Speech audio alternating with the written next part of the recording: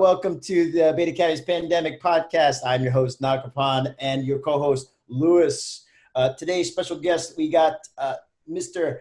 Andrew Raymond, longtime friend and owner of Engage Armament gun shop in, was it Gaithersburg, Maryland? Rockville, my bad, Rockville. I'm sorry, I got to be clear on that. You're like right on the line, you're East Goody Drive. exactly.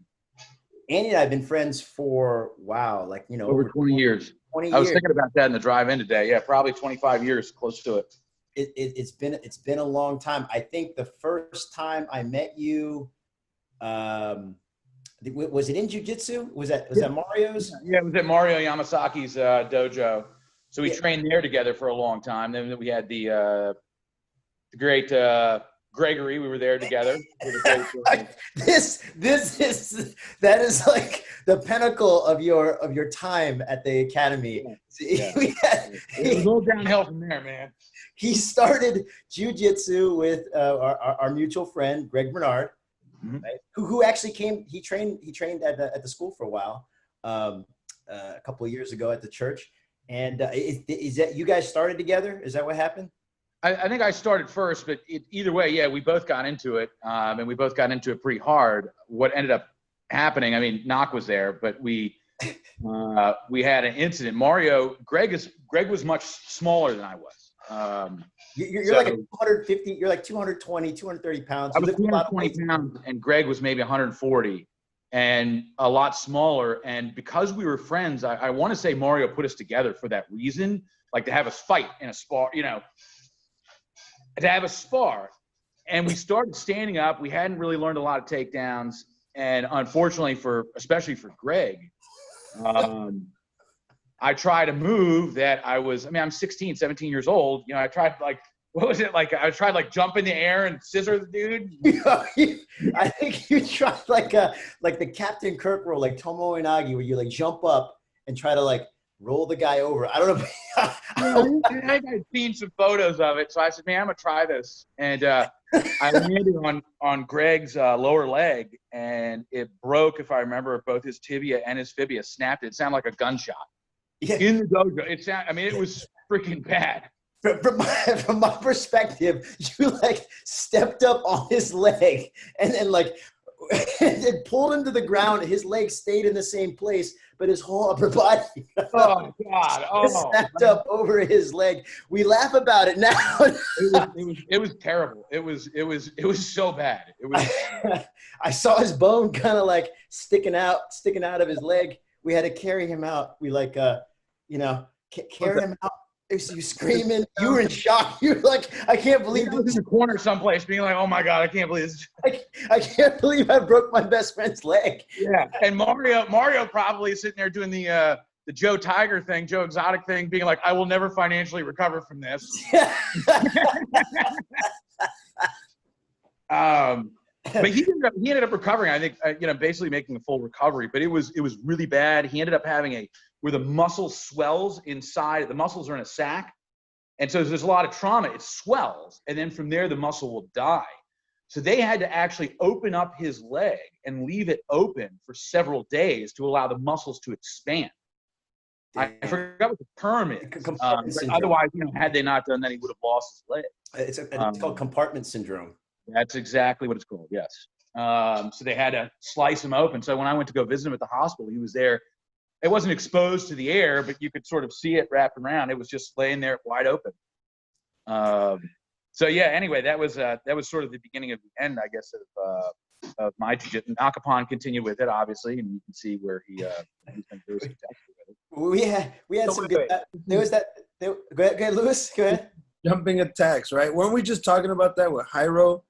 We were talking about scissor takedowns and jumping guard and stuff like that.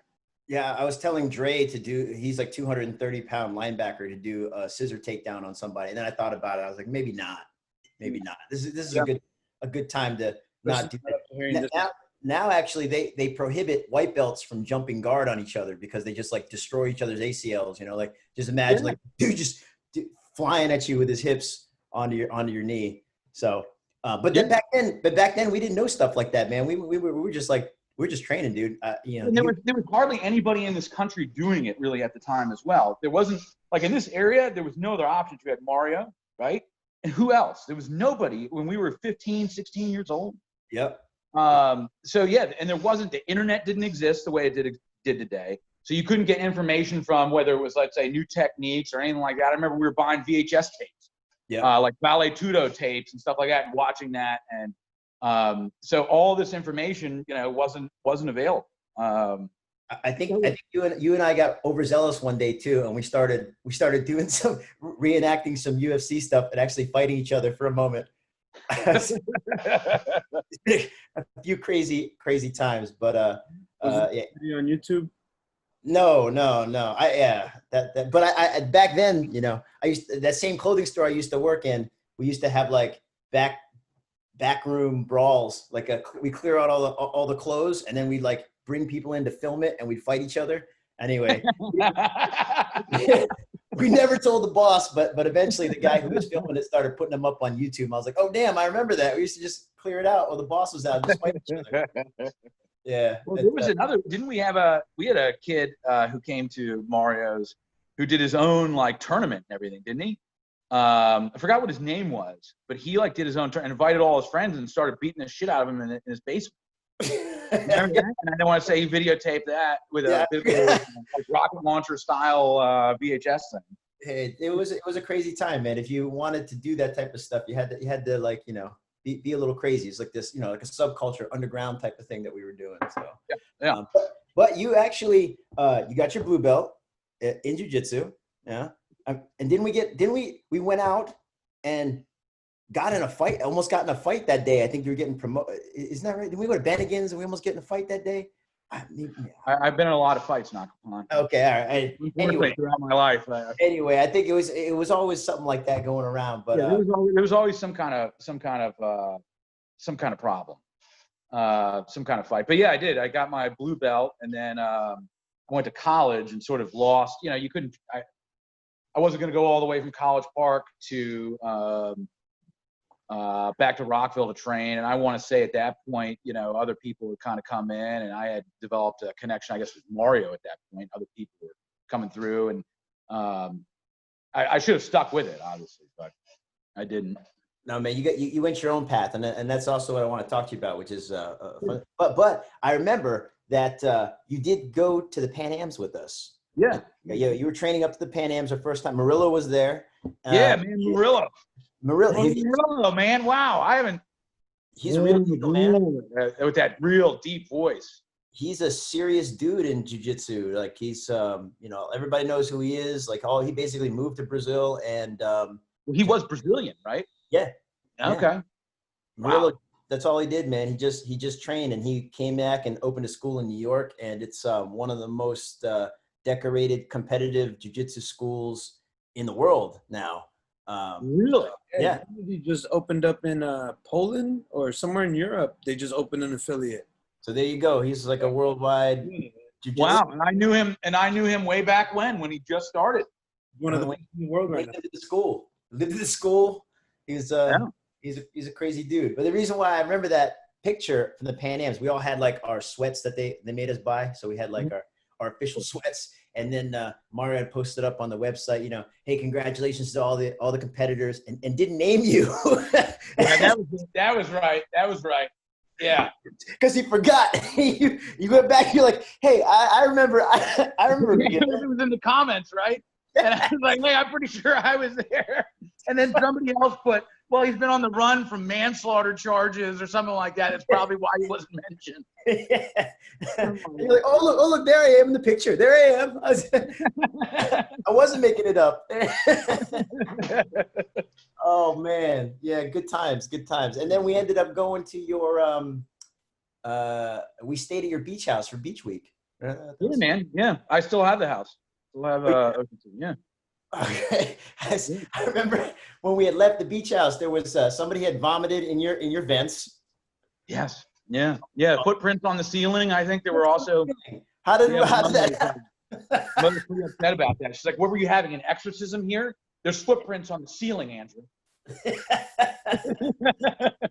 Like somebody, what kind of jackass puts like shoes on their hands. It's like, oh, let me do this. I mean, who does it? Who does it?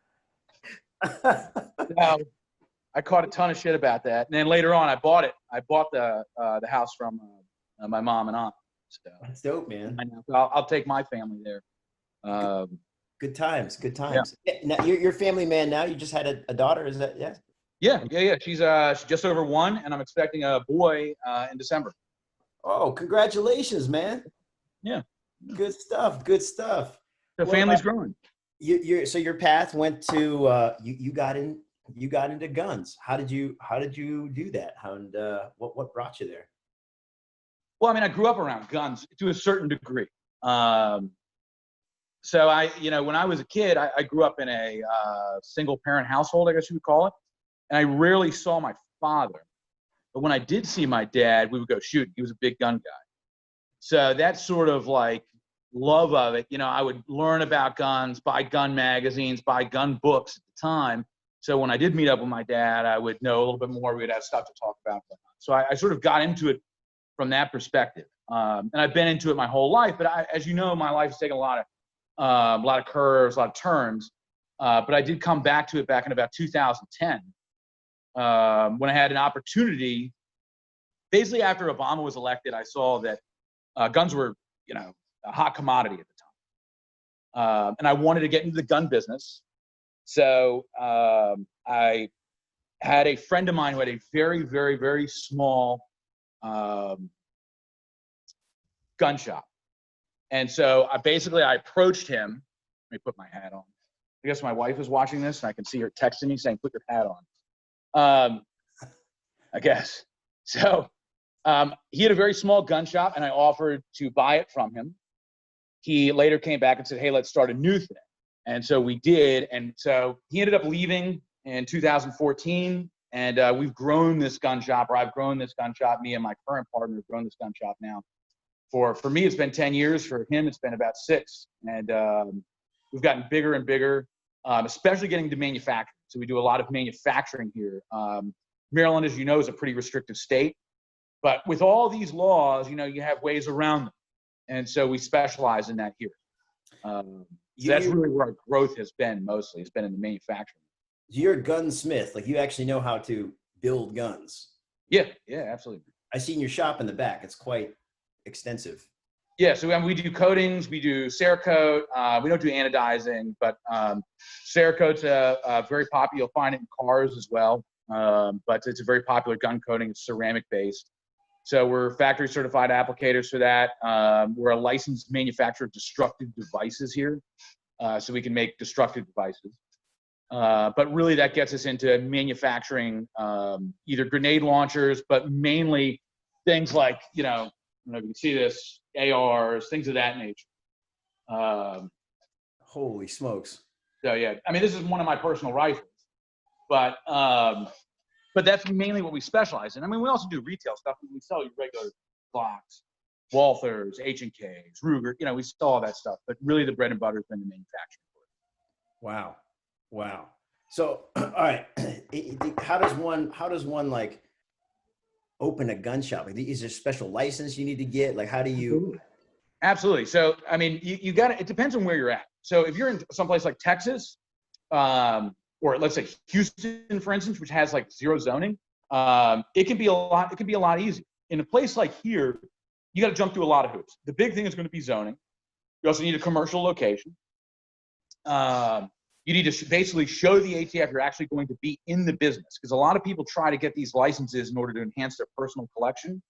So you got to demonstrate to the ATF you're going to be in the business. And you apply for the license. Once you got the spot, the zoning, everything you need, you apply for the license. They come out, interview you, do background checks on you, basically everybody's working for you, any other responsible person. And they'll grant you the license. And then from there, you just got to abide by, about 250 million different rules and laws and regulations, which are impossible to know them all. But those are that's the big thing, is getting your FFL. That stands for Federal Firearms License. And that's a dealer's license. And then there's multiple kinds of those. So we have a 10, which is the destructive device manufacturer. So then therefore you furnish this license to the manufacturers, and then if you're a retailer, then you would purchase guns. They would be sent to you, and then you. Exactly. So for instance, like we'll send our license to a distributor or to a manufacturer directly, and then they can send those guns directly to us. And every step that these firearms go, they're tracked. So like a handgun, let's say we're buying it, for simplicity's sake, we're buying it directly from Glock, okay? So we buy a gun from Glock, we send them our license, Glock then books that gun out to our license, okay? And then from here, let's say we transfer it to Nakapan. Nakapan comes in and buys it. We then transfer it from our license to Nakapan. There isn't a federal registry, but all of this is electronic, and it's what kept on what we call our federal books. Now, I don't know if you just remember that too. You actually sold me a Glock 19, maybe like in 2013. So that was when you were a DC resident. I do. Yes. I remember that very well. Yes, I remember that gun. There were a lot of little circumstances around that sale. Yes. It's like, I called you. I was like, I'm mad now. I need this pistol. Exactly. I need it now. You're like, I got you. I need it now. But yeah, you were a DC resident at the time, right? So we had to send it down to Charles Sykes. Yeah. So what's up with that? Like, what's the, so now there's one guy who does all the transfers in DC, and I paid him in cash. That's correct. And he has changed sort of, but at the time, so all right, I'm going to simplify things. There are exceptions to all of these things, and there's some court cases going through right now regarding this. But you can only receive a handgun in your state of residence. So let's say you're a Maryland resident and you want to buy a gun online from a company in Texas. You can buy it online from that company in Texas, but then they need to ship the gun here to Maryland. Then you need to do all of the Maryland paperwork to take receipt of the handgun. So at the time, you were a DC resident. So we had to ship the gun to Charles Sykes, who was the only federal firearms licensee in Washington, D.C., because you had to receive it in your state of residence, i.e. Washington, D.C. D.C. messed with Charles. I mean, the whole story of Charles Sykes is actually pretty interesting. He had an FFL going all the way back to the 1970s.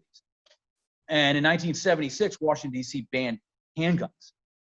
So for some reason, he continued to renew his FFL, even though he really couldn't do anything with it for all of those years.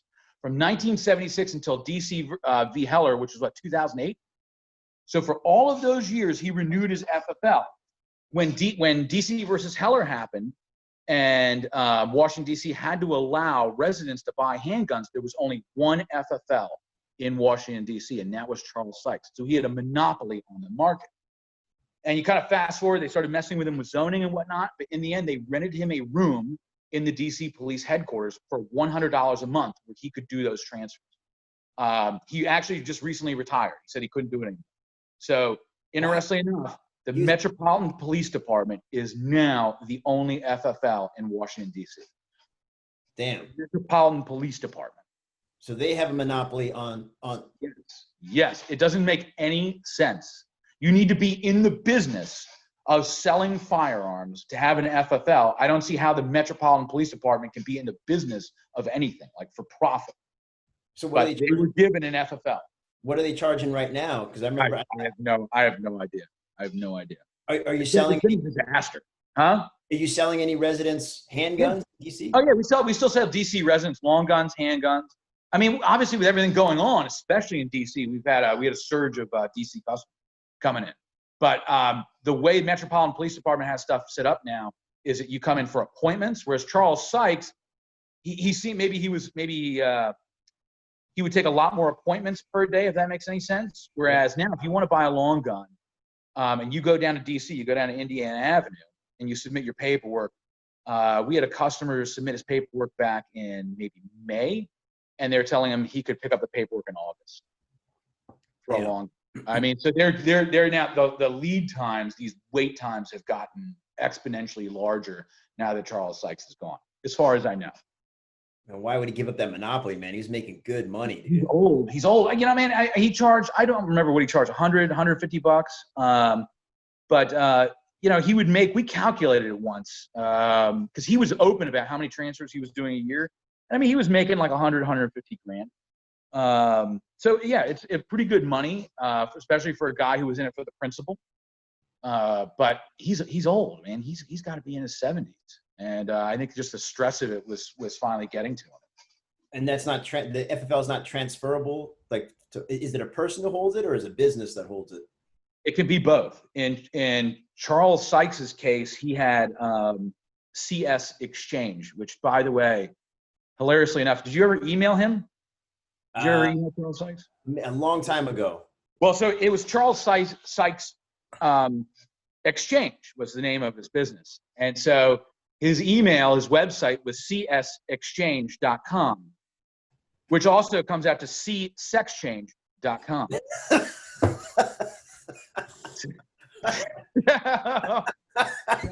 Anyway, that's just a little funny tidbit. Every time I would email him, I would see that and I'd get it. He ended up changing it to, like, I forgot what it was, but anyway, so his business, csexchange, had the FFL. So a business can have the FFL, or you can be a sole prop and have the FFL. So here it's Engage Armament LLC, which actually has the FFL, and I am the responsible person. So you can have it tiered however you want, depending on what sort of level, what sort of business structure, or what sort of level. If you want to get one, let's say you have you're in a place where you get one out of your garage, you could just have literally your name, Nakapan Phungephorn, on the FFL.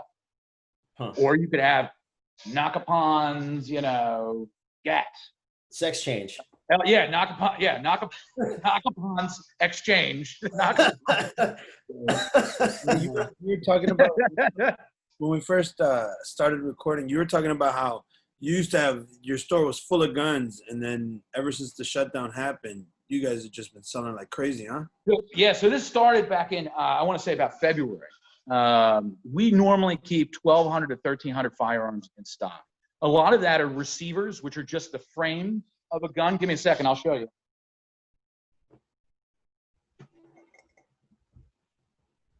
So this is just a frame of an AR-15. I don't know if you can, I'll hold it against the blue background of my belly. But I mean, this is actually a firearm. Even though it's just a little piece of metal, this is actually a firearm. So this is the lower portion. So I don't know if you can see this, the lower portion of one of these rifles, if that makes any sense. So this is a lot of what we manufacture.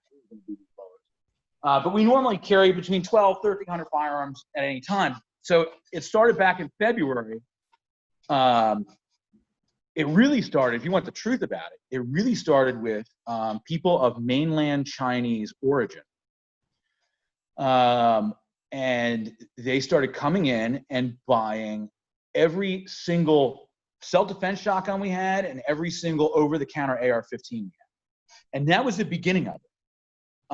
They were almost all green card holders, so permanent residents. So the processes are a little bit different, right? Versus a U.S. citizen versus a green card holder, especially a non-permanent resident. So let's say a H-1B visa. That's a much more complex transaction.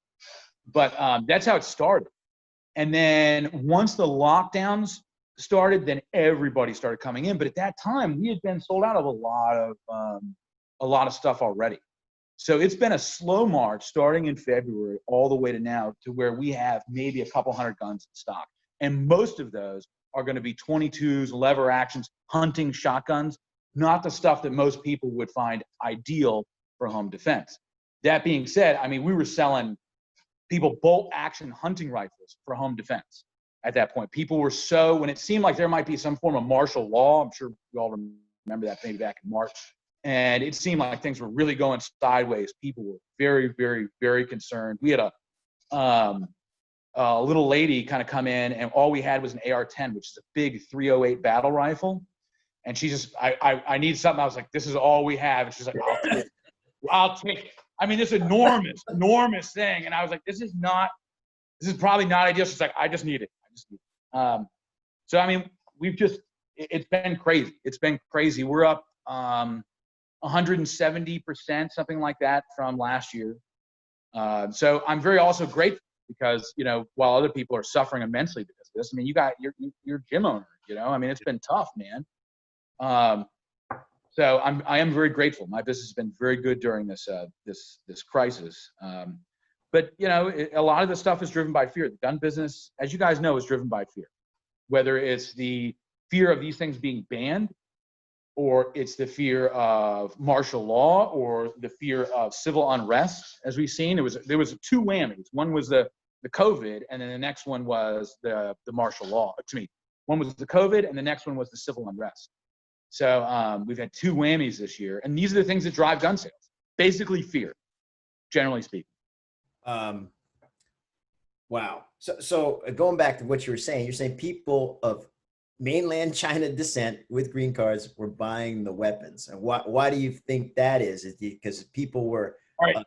So in the beginning, here's what I don't know if I was in a New York Times article, and there was one woman who came in here. A lot of these people, obviously, I am not a Mandarin speaker. I'm not a Chinese speaker.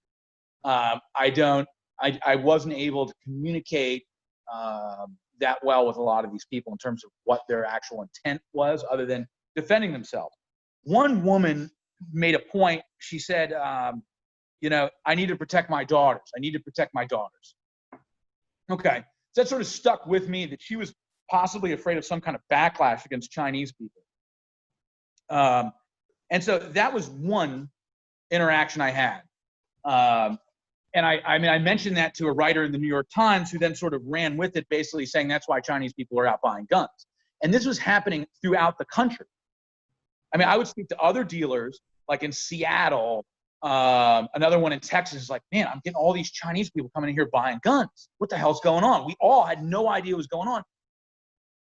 And then it sort of hit me that maybe they know something we don't. And, a lot of these people, they are not U.S. citizens. They're still, they're still citizens of PRC. They still have access to that level, that their foreign media, their foreign communications. Like there's a chatting, I forgot what it's called, but there's, chatting apps where, people in mainland China can, talk about politics, whatever it is. I forgot what it's called, WeChat or something like that. But we sort of came up with a theory that was backed up by a couple more people, Chinese people who we spoke to, that they knew something we didn't. That the lockdown in Wuhan, at that time, that was what was happening, right? Wuhan was locked down, okay? Was not going as well as the Chinese government was explaining. We had one customer who explained to us that a lot of people were being killed. He said, a lot of people, they leave. If you leave the quarantine, they take your whole family. Then people start starving. And he did this motion. He's like, people need food, and he did this motion, like a stabbing motion. I mean, I'll never forget it. You know what I mean? This is a conversation I'm having with this guy in like very broken English. He's like, yeah, they need food. They can't have, and he's making these stabbing motions. So I think what was basically, this is my theory, was that they were getting information of what was happening in Wuhan, that this was going to come here, that something similar could happen here, and there was a lot of actual violence going on in Wuhan, and that they needed to arm up. That's my theory. Speaking to a couple people, and I think it rings true. If they have access to real information, and they know that there's really bad shit going on, and there may be a lockdown here, and Americans have a reputation and a tendency, let's say, to be violent, and we're also armed, that they need to arm themselves as well. I mean, basically all of these people were all first-time gun buyers. All of them were family people, it seemed. I think there was a fear there, but I only got the impression from one person that there might be some kind of like pushback against Chinese people for the virus. I really ended up getting the impression that they just knew what was actually coming. That's crazy, because you said that you gave some information in the New York Times, and then I saw during that time a whole bunch of videos and news about like how Asian people, like Koreans, Japanese people, were buying weapons in all these different areas and arming up. I even got hit up by a friend of mine she works for a Japanese media outlet, and was like, did you buy a gun during this time? And I was like, yes, I did. Actually, Andy sold me my gun. Nice. Sold me a shotgun, and he was like, "Oh, could you tell us why you did it?" And blah blah blah. And I'm like, "Yeah, and then I told him like that wasn't the first gun that I bought. So, we're actually looking for first-time gun owners, and I want to know why you bought it. They want the media wants this narrative. Honestly, I mean, this is sort of what ended up happening with it, because after I gave that one conversation, I said a lot of a lot of stuff, but they chose that one thing about the ethnic backlash thing and ran with it. Yeah. Like I said, in my business, it was not Koreans. It was, you know, it was people. It wasn't people from Hong Kong. It wasn't people from Taiwan. They were all from PRC. Every single one of them. And so I don't find that as a, you know, that's not just a coincidence. You know what I mean? It's not people just afraid of an ethnic backlash. For me, it was, you know, they knew something. Otherwise, you would have, in this area, we have a huge Taiwanese community. You know, you would have seen more Taiwanese people. But yeah, that's what they were looking for. They were looking for, you know, a narrative. First time Asian gun owners who were afraid of maybe an actual like retaliatory attack, retaliatory violence, whatever you want to call it. That's my opinion. Yep. I mean, I agree with you. You know, it's framed as like, oh, you know, they're calling it the Chinese virus and this and what, you know, and so like getting people to be afraid of each other. I think that's the media has always done. They're trying to divide people and make sure that we fight each other. You know, strange days, man. Strange days, brother. Yeah, dude. Yeah. So I want to go back real quick to DC owners. Now I moved to Virginia, so now I can pretty much buy whatever firearm, except there's some new laws in Virginia too. So, okay, go back. What was the case in 2008 and why did they allow handguns in DC? DC versus Heller. So in 1970, I think it was 2008. So don't hold me to that. It might have been 2009, 2010, but I'd have to look it up. In 1976, the District of Columbia, AKA Murder City at that time, banned handguns. And that was not contested until a court case called DC versus Heller came through, and the Supreme Court ruled that handgun ownership is an individual right. It is not just the right of a militia, it is an individual right. So that changed the entire landscape of firearm ownership throughout the United States. There were other jurisdictions like Chicago, which had handgun bans. There were other places that had these sort of things. And when DC versus Heller happened, it sort of reversed all of those. So that was a huge, huge thing. Unfortunately for DC residents, handguns are pretty readily accessible. Your shotguns and hunting rifles are also readily accessible. So under normal market conditions, you know, handgun might take you, what did it take you? A month, 3 weeks? 3 weeks. Yeah, shotgun might take you under normal conditions, 2 weeks, 10 days. But serious hardware is generally speaking out of touch. They have a pretty serious assault weapons ban in DC. So most of your AR-15s are pretty well neutered. And you have a 10-round magazine capacity limit. And as you mentioned, Virginia is also going that way. Not as strong, but the big thing in Virginia, at least to me, was the state preemption. So I don't know if you're familiar with what that is, but okay. So Virginia, as well as Maryland, used to have state preemption, meaning only the state can make firearm laws. I mean, you can imagine here in Maryland. Maryland's a very anti-gun state, and I'm located in Montgomery County, which is a pretty anti-gun county in the middle of a very anti-gun state, okay? Now, if Montgomery County could make their own firearm laws, could you imagine the shit that they would come up with? They would be banning everything left and right. This is banned, you can't do this, you can't have this, you can't carry this here, you can't do this. I mean, Lord knows what they would come up with. So Maryland has a state preemption where only the state legislature can make firearm laws. That protects us here. Honestly, it protects us immensely in these very anti-gun jurisdictions. Well, Virginia used to have state preemption, but they just overturned that. So wait and see what laws Arlington and Fairfax and Alexandria and Loudoun County are going to come up with. It's going to be a really serious problem. That just happened like a month ago. Yes. I think Virginia. A lot of Maryland residents escaped to Virginia.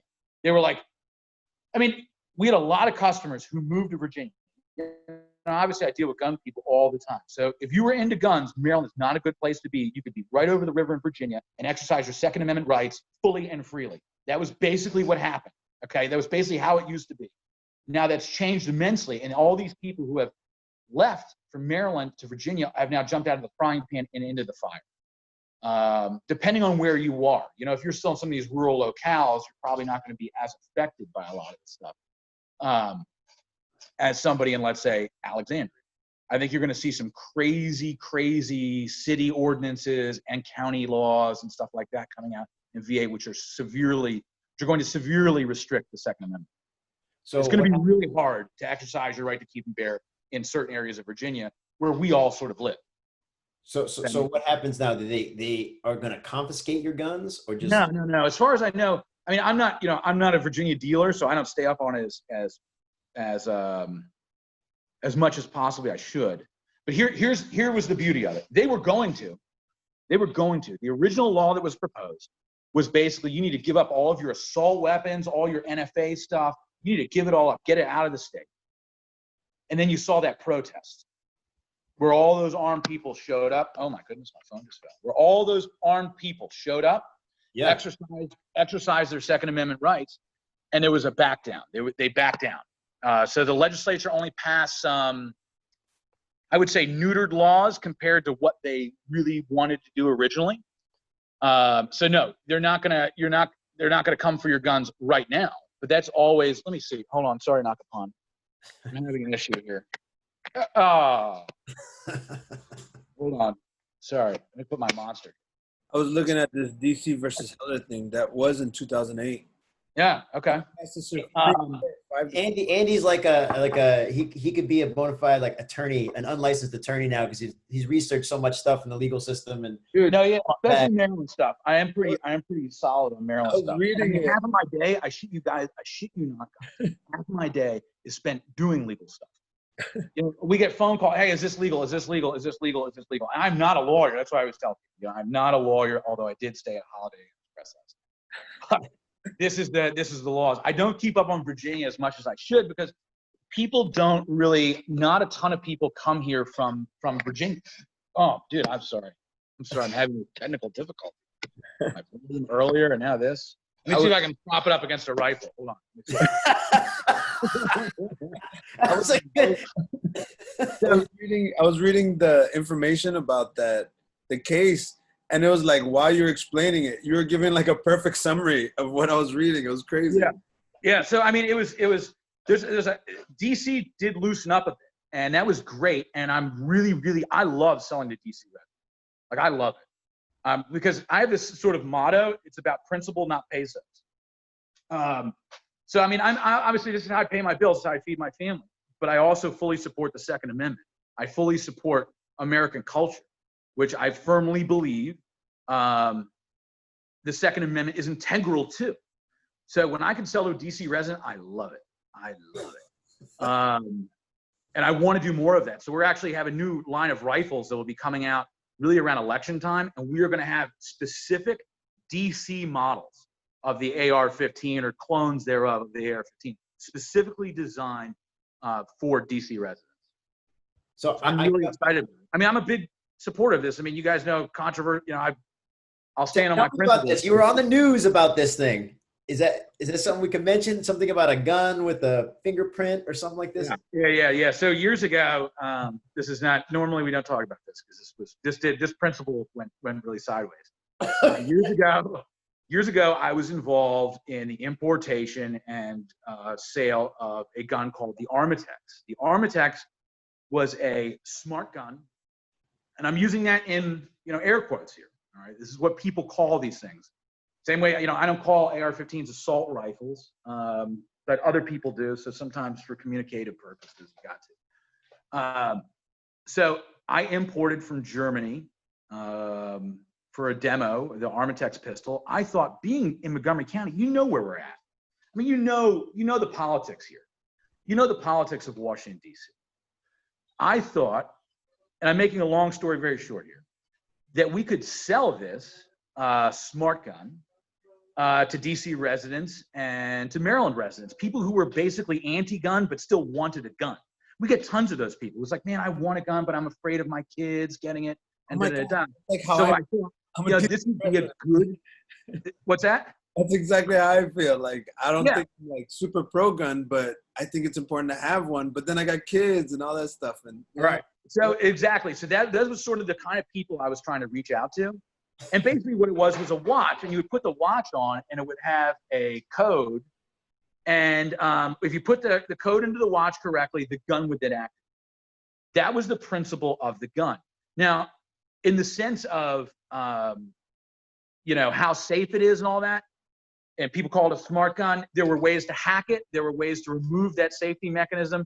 But most importantly, you know, when you talk about a safe gun, the safest gun we can have, you know, is really just an unloaded secured firearm. If it was that safe, I mean, would you load one up, chamber it, and give it to a kid? The answer is no. Okay. So really, it was more along the lines of a feel-good measure. But I knew I could have sold it. And who is to tell me that I can't sell a gun? I'm a gun dealer. Okay. So, but when it ended up happening was there were some politicians who were very, very interested basically in making this technology mandatory. Some anti-gun people who wanted to really destroy the Second Amendment, eviscerate the Second Amendment. And there was a law in New Jersey which basically said once one of these guns is sold, within like, I forgot what it was, 2 years, every gun sold in New Jersey has to have this technology in it. And so I unleashed just a total firestorm. Just right. like stuff that was like way beyond me. Like here I am, I just want to sell some guns, man. I just want to get some guns in the hands of people who might not have bought one otherwise, and then get them into shooting, get them into the Second Amendment, get them into the politics of the Second Amendment, get them out there at the range, talking to other people saying, wow, I was wrong about this the whole time.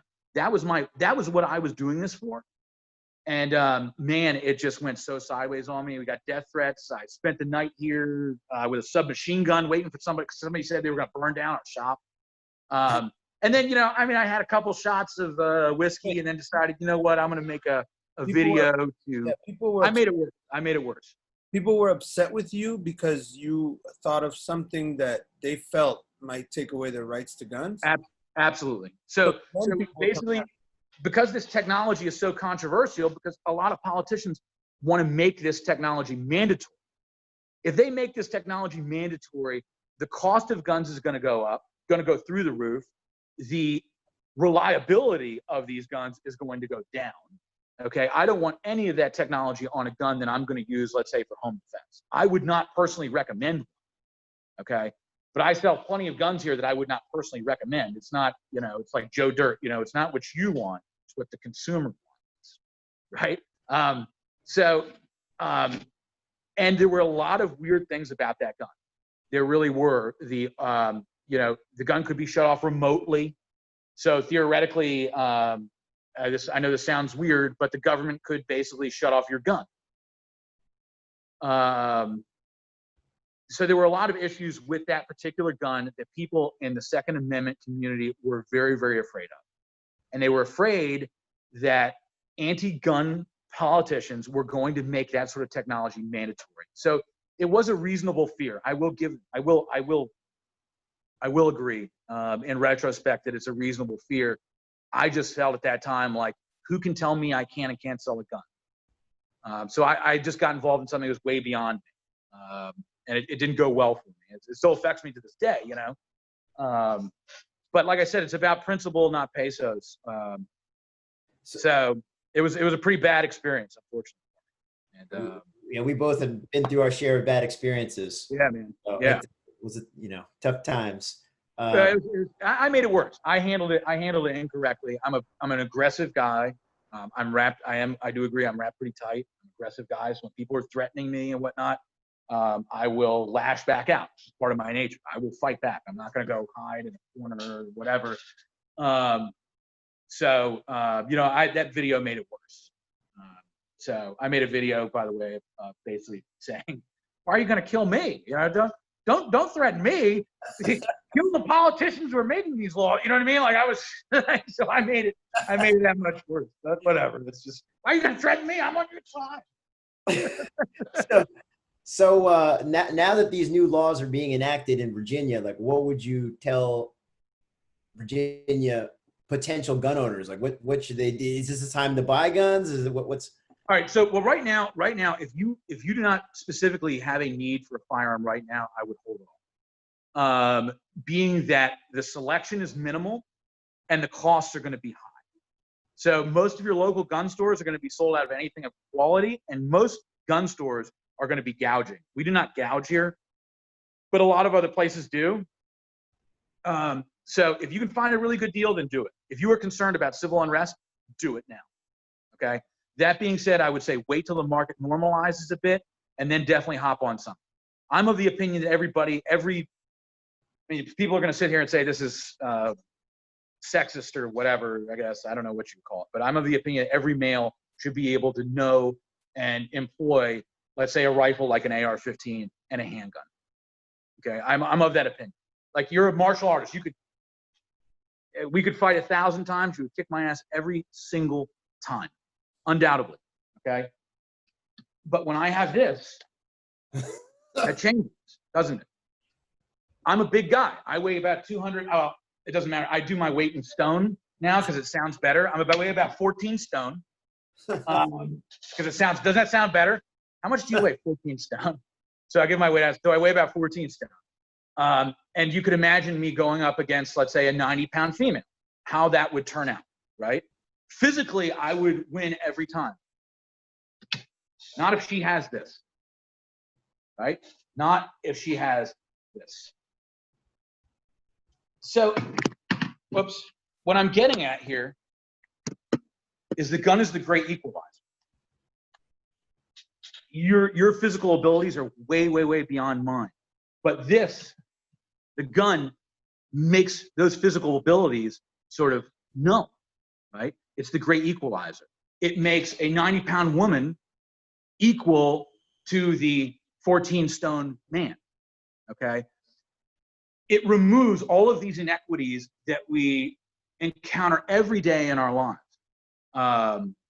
So I am a huge proponent of every man and woman being able to use and employ these guns because they are the great equalizer. It's how we preserve our other rights. So I would definitely recommend we can all be into martial arts. It's a great thing. I think it's awesome. It's a great way to stay in shape. It's a great way to fight. We all want less. It's a great way to protect yourself. We all want less than lethal options. But in the end, bad guys got guns. You need a gun to defend yourself truly and completely. And you need to be able to use it well. So just buying it also is not enough. You need training. You need thorough training. So I would definitely recommend any of your people, if you're into self-defense, if you're into this stuff, this is part of that completion, of that circle of that totality of being able to defend yourself, defend your family, defend your rights, defend your community, defend your country, whatever you want to call it. Being fit is part of it. Being able to throw hands is part of it. Being able to grapple is part of it.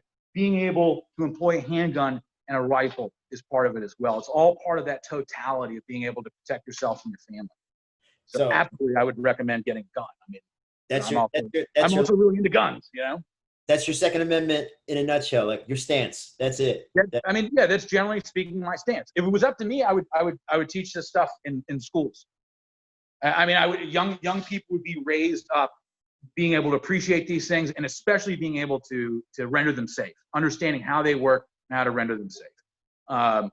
But you know, you can be about protecting yourself. And I'm sure a lot of people take, you know, Muay Thai, they take BJJ to defend themselves, but they're ignoring this enormous 800-pound gorilla in the room, which is guns. Yeah. Okay, these allow me to stand off distance, where your grappling, where your kicks and all this sort of stuff aren't going to be effective. I can stand off distance. Bad guys have guns. It's just a fact of life. This is just what's going on, and I believe, you know, you need to be able to use it, and you should own it. So the DC handgun ban, bad guys still got the guns? Absolutely. Absolutely. I mean, you see this in communities throughout the United States. I mean, legal handgun ownership in Baltimore is nil, right? Very, very little. But the bad guys got so many guns. You see this on the south side of Chicago. You saw this in DC. Good people are always disarmed. And to me, that's a major, major problem. And we can get into a lot of, you know, there's so many politics, and so much of this stuff is emotionally driven. So, I mean, like I said, this is just my opinion. And obviously, as you know, I'm a gun guy. But if you're serious about your rights, you're serious about protecting yourself and protecting your community and especially your family, you have to have one of these things. It's just the world we live in. So going back to like the price gouging, first, let me give you a plug. So if somebody were to purchase a handgun, go to Engage Armament in Rockville, Maryland, purchase from my good friend, Andrew Raymond. We have hardly anything, but sure, come on by. Yeah. So I've been looking online to buy, you can buy ammunition, I guess, online in Virginia. The price of ammunition has skyrocketed in the last. Yeah, this is great. I mean, so I'm one of these guys who, and I recommend everybody does this. If you're really into shooting, I train a lot. I mean, I shoot many, tens of thousands of rounds every year. So I buy ammunition when it's cheap, when it's on sale, and when there's some kind of manufacturer's rebate. I will buy 10, 15,000 rounds at a time. So I'm not caught in these sort of scenarios. But ammunition prices are through the roof right now. You don't need a ton of ammunition to become proficient, at least in operating a firearm, whether it's a handgun or a rifle. You may need, you need some snap caps, which are fake bullets, but operate the same way. You can practice loading up a magazine. You can practice racking a handgun. You can practice presenting it, dry firing it. Everything you need to do to really shoot a gun, you can do without firing it. Really. There's a really interesting, I forgot what the guy's name is. I'm sure Lewis could look it up. There was a guy who lived in Japan. He was Japanese, and he did nothing but airsoft. He was some amazing airsoft guy. Won all these competitions. The little tiny. Yeah, BB guns, right? They can't own firearms there. They hardly even own swords. How sad is that? But this kid was like a prodigy when it came to airsoft. He comes to the United States. He's never shot a real gun in his life. And after 3 days of running real guns, he wins or places very high in some major competition. This is a kid who never shot a gun in his life, had only shot BB guns, okay, but knew those techniques down perfect, knew the basics, knew presentation, knew drawing from a holster perfectly, knew how to present a rifle, everything, knew that down pat, and then all he had to do was add in 3 days of live fire, and he placed, it was like top 3 of some major competition. It was extremely impressive. So what I'm getting at here is that ammunition costs are high. That's true. But you can do a lot of this stuff without firing, without live fire in this scenario. I mean, I'm not saying, totally negate live fire. You don't need live fire. You really do. But in this scenario, when ammunition costs are so high, you can go out, buy a box of ammo, run through 50 rounds. Otherwise, you're doing dry fire and buy a box of self-defense ammunition, and you should be good for most scenarios. Yeah. And then down the road, obviously, stock up. Once things normalize, then you stock up. So if one were to want to purchase, you could purchase online and transfer to somebody like you as well, right? Yeah. So that's generally speaking how it works. But Maryland has pretty strict handgun licensing. So you need to have a handgun qualification license in Maryland first to buy a handgun. But in, let's say, Virginia, if you're a Virginia resident, they could buy a handgun online, have it shipped to a local dealer, and go do the paperwork there. They could buy an AR-15 online, have it sent to a local dealer, and do the paperwork there. Maryland is much more restricted. So there's, not every AR is legal in Maryland. Most AKs, which I would not recommend for a first-time rifle, but most AKs are prohibited here. Most ARs are prohibited here. So it's a little bit more complex a transaction. But and you will find good deals. You just gotta stay open. You gotta keep your eyes open about it. But remember, if you get into guns, man, stack ammo when it's cheap. Ammo does this, right? But the overall trajectory is upward. So if you're into guns, you want to train, you want to be proficient at, stack it deep when it's cheap and reasonably priced. Beginner firearm recommendations. What would you recommend for pistol? For a pistol, all right. So real quick, I'll go through how I recommend people. You don't need to fire the gun. Okay. I would read the 2014 FBI ballistics report that basically laid out why 9mm is the way to go. That ballistics report began changing the entire perspective of caliber for law enforcement in the United States. What's most important is shot placement. So being able to put those rounds where they need to go. Let's say the sternum, okay, the preferred area, the sternum, just below, I forgot what this area is called, where the clavicles meet, right in there, the sternum area. Okay, that's preferred area, or here. If you're using a 9mm, a 40, 45, a 10 mil, 357 Magnum, 357 SIG, it doesn't so much matter if you're putting the rounds here. Shot placement is most important, okay? So read that FBI report, and you're going to be hopefully convinced to get a 9mm. Okay, there's a lot of reasons why, but 9mm is really the way to go. We get higher capacity, more controllable, cheaper ammunition, which means more rounds downrange, okay? Then when we're talking about a gun itself, let me just grab one here. I don't like that one. Let me get this Beretta. All right. So this is can you see this? Yep. Sort of blending in. Let me get something that doesn't blend in so much with the background. I'm sorry. Hold. Please hold. All right. Hey, were you talking about this guy, Lucas Botkin? Well, Lucas Botkin is, he owns a company called T-Rex Arms. But I think he hung out with that Japanese kid at one point. There was a video with him with that Japanese kid. Yeah, I'm looking at it, man. That's pretty serious. This airsoft competition stuff is no joke. It's a yeah. I mean, you're talking. This kid mastered those basics down just shooting BBs. I mean, live fire is important. Don't get me wrong, but in these days when ammunition's tight, all this stuff, you can do this stuff at home. If you want to run a weapon light on a gun, which I would highly recommend for home defense, you know, you can do that at home. Understand how light plays through your rooms. Light is noise, right? You can do so much of this stuff at home. You know, practice moving through your home. Practice going up and down the stairs with the gun, with a weapon light. See how that is. So if you ever have to do it for real, you're not going to be shocked. It's not going to be the first time you do it, right? So the most important thing when you're going to buy a handgun, for me, is going to be, can you reach all the controls? So you grasp it firmly in your strong hand. I'm left-handed, okay? And can I reach all the controls? Can I reach the trigger easily, right? Can I reach, as a righty, can I reach the slide release? Can I reach the this is a SIG, so this is a 229.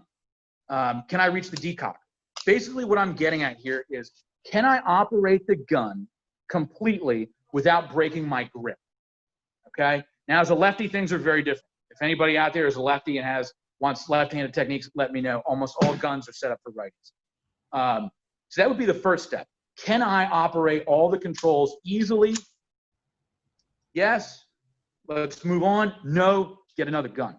Pick up another gun.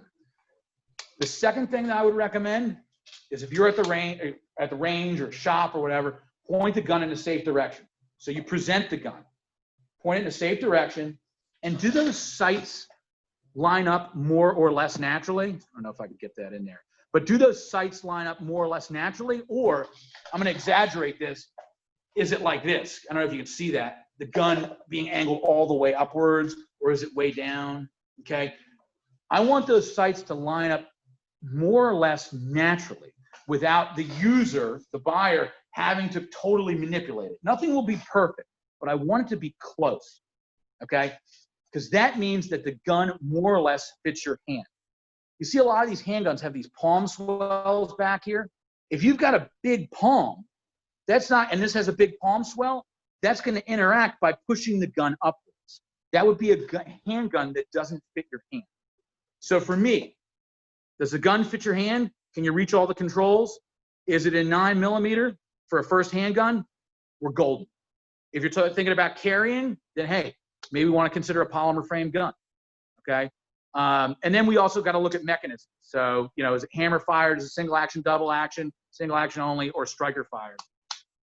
If you just want some brands, I would definitely check out, you know, Glocks, Smith & Wesson M&Ps, HKs, especially the P30 or VP9 series, SIG P320s, Walther PPQs, some of the Berettas as well, if you're into the steel frame guns, the M9 series, or the SIG P22X series, which would be like 229s and 226s, 225. They're all great handguns. If you're choosing a handgun which has been used by a Western military or a major agency in the United States or law enforcement department, you're not going to go wrong. Nice. And it's better than fish. You know what I mean? I mean, it's like the same thing too. Like if you're cost sensitive and you go out and you buy something, let's say a tourist, that I would say, hey, save a little bit more. But two, if you gotta do it, it's better than your fists. Yeah. Okay. If I gotta run a high point, I'm gonna run a high point in a gunfight because it's better to bring the high point to a gunfight than just my fists. You get what I'm saying? So what's the best gun you have? What's the best gun you can have in a gunfight? The one you have. So, got to make a field trip up there. Yeah. You know, I mean, come on up, guys. If you guys are in the hood, come on by. And I'm sure you guys are probably both Virginia residents, but I'm more than happy, especially if we're slow. We can go in the back, fire a few rounds. We got a little testing thing here. It's not a real range, but you know, go over stances, go over grips. And, you know, I'm here to help. I really am. Final question for you. So like you're talking about when I was talking to you years ago, you're saying AR or AK. You get this, I guess this is a conversation people with these rifles have all the time. What's your preference? AR. Was that? The answer is the AR-15. Yes. So I used to be a huge AK guy. I really used to be a huge AK guy, and that was like all I shot and all I was into. We build them, and they were complex builds. Here's the thing, man. For most people, if you're looking for like a battle carbine, so an AR-15, an AK, something that, you know, is deployed, a fighting rifle. And by the way, you know, rifles are very different than handguns. The survivability, the lethality of rifles is exponentially larger. Okay. So, you know, sort of thing, if you have a choice, if you're going to a gunfight, if you have a choice between bringing a handgun and a long gun, you bring a long gun every time. Okay. So I run a long gun for home defense. But there's a lot that goes into that. You know, do we live in condos? Do we live in a townhome? Stuff like that. Here's the thing. ARs are extremely versatile platforms. They are modular. You can change calibers very, very easily. You can change triggers very easily. You can change everything on that gun with just a little bit of time and some rudimentary tools. The AK is a really cool platform. It is not as modular. Okay. Most people won't have the tooling or the know-how to, let's say, change out a barrel on an AK. It's a very complex process. Okay. Changing triggers on an AK, not the end of the world, but they all require fitting generally. There's a lot of stuff that goes into the AK. It's a simple, more simple platform, but in many ways, when we're talking about working on them, modifying them, they're more complex platform. And then you end up with people think that AKs are cheap. And that's true. They're cheaper than most ARs. But that being said, you get what you pay for. And with AKs, there isn't much coming back. If an AK is out of headspace, that is a total shit show. If an AR-15 is out of headspace, you can change the barrels easily. You can change bolts easily. You get what I'm saying? You know what headspace is? The relationship between the bolt and the chamber. Okay. So sometimes you can have real loose headspace where there's a gap there, and if you fire, the gun will blow up. Or real tight, same sort of thing. You get what I'm saying? Yeah. That's very, very common in AKs. Will be something that's out of headspace, especially when we deal with these cheap AKs. Now, not many people are going to go around headspace gauges at gun shows searching for AKs and put that in. A lot of people are just going to be attracted immediately to the price. They're going to say, that looks cool. I've seen that in movies. It's $500 or $600. I want that. And in reality, you're getting a gun which could be either hand grenade, but most importantly, not going to be that reliable and not going to be that accurate. And it's not going to grow with you as you learn guns. If you just go out and buy this little part, the AR-15 lower, just this little part, this one right here, this is one of the arrows, a little bit different. It's kind of an ambi gun, but it's $174. You go out and buy this little part, and then you build out the gun entirely around it. Exactly what you want, how you want it. Set up exactly for you, for your length of pull. Are you left-handed or are you right-handed? You could set it all up specifically for you. You can't really do that with the AK, not as effectively as with the AR. Damn. So in my opinion, the AR all day, every day. I still love AKs though. I still love them. I still have a lot of. I've come just to realize the error of my ways. Go ahead, Lewis. You had a question? Hey, yeah. Somebody mentioned something about laser cartridges. What do you think about laser cartridges? Yeah. So there's a ton of dry fire training aids. Exactly. It's probably that guy's probably talking about. It's like a little bullet and it will fit into chamber of, they make them in all different calibers, and you can sit there and dry fire it. And hey, can somebody bring me the CERT pistol? Anybody back there? This is it's our boy Josh Baker. He said laser cartridges can be helpful for at-home dry firing without spending ammo. That's right. So it's like a little bullet that fits inside. I'm asking for, we actually have something similar here. But exactly as that guy was saying, it's a little bullet, fits in the chamber, you dry fire, and it actually is going to give you a laser. It's going to give you a visual feedback of where that round is going. And then most importantly, it's going to show you, hopefully, if you're jerking the trigger. People have a tendency, if you're left-handed, I have a tendency to bring that thing right. If you're right-handed, I have a tendency to bring that thing left. Thank you, Padawan. This is a CERT gun.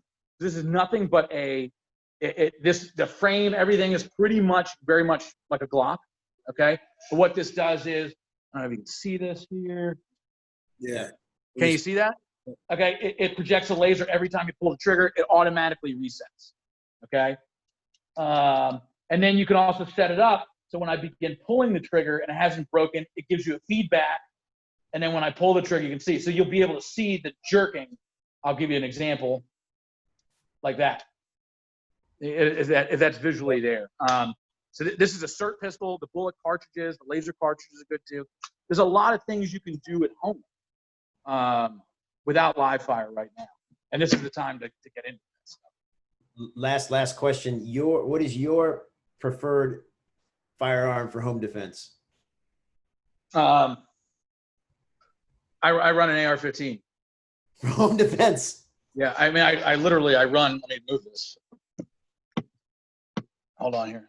I mean, you understand now, I live out in the country now. I don't live in the city anymore. So I brought this gun in. If I can just get this thing to set up. My phone is just, I'm having all these, I run this guy. That thing looks very aggressive. So, you know, I run this is a Comp M5 with a really high unity optic mount. I have a weapon light on it. You see that? You need to be able, if you're serious about defending yourself and defending your home, you have to have a weapon light. This is imperative. There is no other way. You have to know what you're shooting at. You don't know, especially in this area where all the houses look the same, you don't know if it's your drunken neighbor who's been kicked out of his house by his wife, who's now trying to get back in his own house and is so wrecked he thinks your house is his house. You need to be able to know what you're shooting at. We don't know if our teenager has now snuck out of the home and now couldn't climb back in through the window because they're so drunk, has now broken in through the basement. We don't know if that's them or a burglar. We need to be able to identify the target. It is extremely important for any home defense gun to have a weapon. All right, so I have white lights on any of my guns that I might use in a fight. Okay, this is not recommended for most people. I have a visible, an IR laser, and illuminated. I am really big into night vision stuff. Probably not advisable to use in home defense, okay? But I have this on here because I love night vision stuff. I do a lot of pig hunting, things like that. That gives me the ability, if I did want to run a visible laser, which is an escalation, an EOF thing, okay? So an escalation of force. So let's say I do confront somebody who I don't want to blast, because now I've turned on my white light, I've looked at their face, their demeanor, I've looked at their hands, see they have nothing there, their demeanor might not be aggressive, they have nothing in their hands, then I look at their waistband, there's nothing in their waistband, and then I look around them and I've seen there's no weapons around them. Now I know hopefully this person isn't that much of a threat, and I may deploy an actual visible laser. So they can see that I'm actually putting a visible laser on them, and that's an escalation of force sort of thing. Trying not just to have to shoot somebody, but trying to deter them. You get what I'm saying? Yep. Even in a home defense situation, there is a place for that.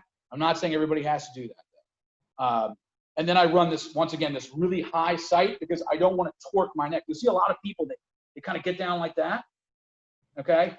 That creates a lot of tension. It's a lot of tension in your delts, a lot of tension in your traps. And all of this tension, when we're sitting there, you're planking or doing something like that, what happens? You start shaking, right?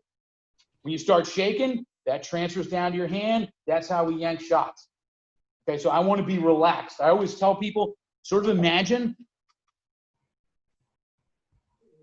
you're ordering a coffee. I'm at Starbucks, and I'm ordering my mocha frappe cappuccino enema. And I'm ordering a coffee. Hello, I would like my mocha frappe, and I'm up ordering somebody in. Ordering a coffee, ordering somebody in. Ordering coffee, ordering somebody down. It's the exact same posture, exact same relaxation.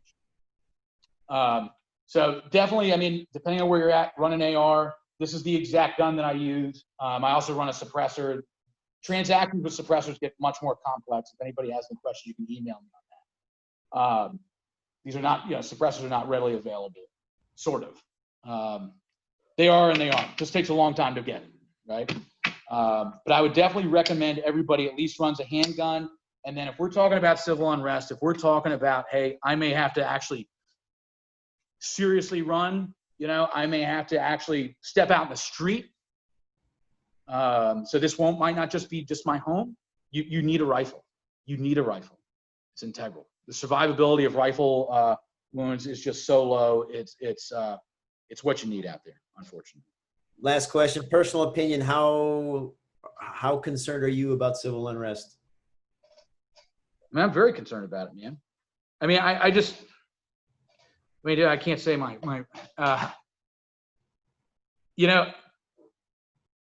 it seems like it's calmed down a bit, but this seething, this undercurrent, this cancer, whatever you want to call it, is not going away. And if it's not going to be this, it'll be something else in a couple of years. The United States, I'm not a big prepper guy, don't get me wrong, but even a broken clock is right twice a day. So I have actually started getting like dry food and stuff like that. Because, everything seems so fragile. Everything seems so fragile. And just a pandemic like this brought everybody to their knees. Something that should have been not the end of the world, brought everybody, the worldwide economy, the American economy, to its knees. This civil unrest has brought neighbor against neighbor, probably in a domestic discord that we haven't seen since 1860 or 1860. So I'm very, very concerned about civil unrest and what can happen, and the fragility of whether it's the American economic system or our social system.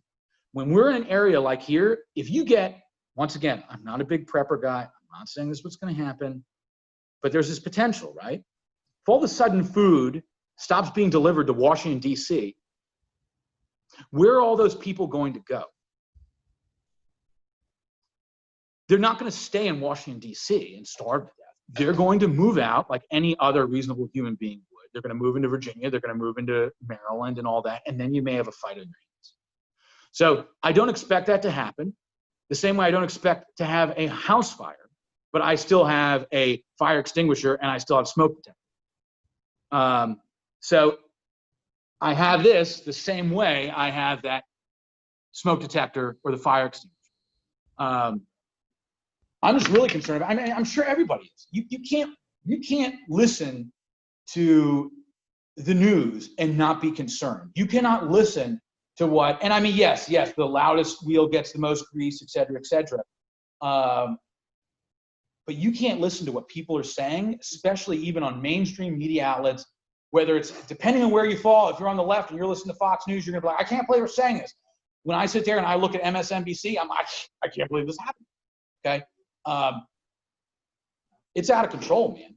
And so that unknown, I have no idea what's gonna happen. Can you imagine if Ruth Bader Ginsburg dies tomorrow? Can you imagine what will happen? You could have some serious civil unrest, especially in this area of Washington, D.C., where the federal government is located. Yeah. So, it's something that concerns me. It's what's driven so many of my customers to buy serious hardware.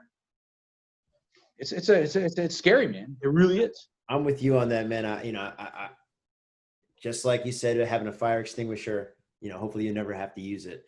And, I always tell people, like, we're all one people and we should look out for one another. And we're not the enemies, against each other. Your neighbor doesn't have to fight neighbor. A lot of times it's, what we're being fed and the media trying to divide us and getting us all afraid of each other. So, I'm optimistic, but I'm also prepared. And I mean, how often, I'm optimistic too. I try to be. But how often, do we see the great aspects of human nature. You know, it seems to me that I mean, I guess that stuff isn't really reported as much, but you know, it seems to me that just it's total chaos and violence, and really human nature maybe is just being revealed. What it really is. Maybe humans are much more tribalistic than we've been led to believe, and much more violent than we've been led to believe. I don't know. It's all very scary. The unknown is what's scary. How about that? Yep. So, but you know, especially in your world, man, you know, you're talking about self-defense. This is an aspect of it. Yep. The totality of it. And that's why I wanted to have you on the show, man. We really do appreciate your insight. I learned a lot from this whole thing. So, well, I'm here to help, man. And you guys, seriously, man, I'm just right across the river, man. Even if you guys shoot me an email, shoot me a text, knock. If you want to come up here and just bullshit, go over stuff, dude, I'll make myself available. For sure, man. For sure. We've been friends for a long time. I'm fortunate to know you. I always appreciate you. And I think that our viewers really much appreciate your help and your perspectives and your ability to also supply them the firearms. So if you want to do that, make sure I will post in the comments information for Andy Shop, Engage Armament in Rockville, Maryland. He's an awesome dude, smart guy. You know, he's a principled guy, and I'm happy to know you, man. I'm really happy you came on the show. You're not. Yeah, stay connected, brother. Absolutely, dude. All right, we good? Thank you, man. Thank you, Lewis. And I'll talk to y'all later. All right, guys. Be safe. That was awesome.